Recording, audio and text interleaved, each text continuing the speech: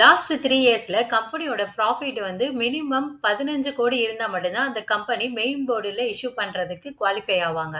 ஆனா சில companies நெகட்டிவ்ல result குடுக்குறாங்க. அதாவது ப்ராஃபிட் லாஸ்ட் 3 இயர்ஸ்ல நெகட்டிவா இருக்கு.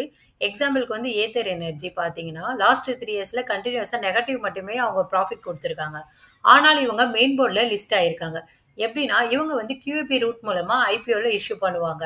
அதாவது ஜென்ரலா பார்த்தீங்கன்னா, ரீட்டெயிலுக்கு 35% QAPக்கு 50% வந்து ஷேர்ஸ ரிசர்வ் பண்ணுவாங்க. ஸோ இந்த மாதிரி லாஸ் மேக்கிங் கம்பெனிஸ் எல்லாமே QAPக்கு 75%ம் ரீட்டெயிலுக்கு 10%ம் ஷேர்ஸ ரிசர்வ் பண்ணுவாங்க. ஸோ இதனால ரீட்டெயிலுக்கு வந்து மினிமம் ஷேர்ஸ் அலோகேஷன் இருக்கனால, ரீட்டெயில் பீப்பிள் இதெல்லாம் அஃபெக்ட் ஆகுற சான்ஸ் வந்து கம்மியா இருக்கும்.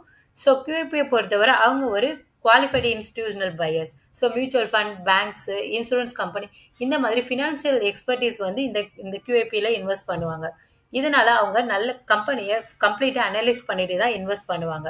ஸோ இப்படி சில கம்பெனிஸ் மெயின் போர்ட்ல இஷ்யூ பண்றதுக்கு QAP ரூட் மூலமாவும் கம்பெனில லிஸ்ட் பண்ணுவாங்க. மெயின் போர்டு எக்ஸ்சேஞ்சான NSE, BSEல வந்து லிஸ்ட் பண்ணுவாங்க.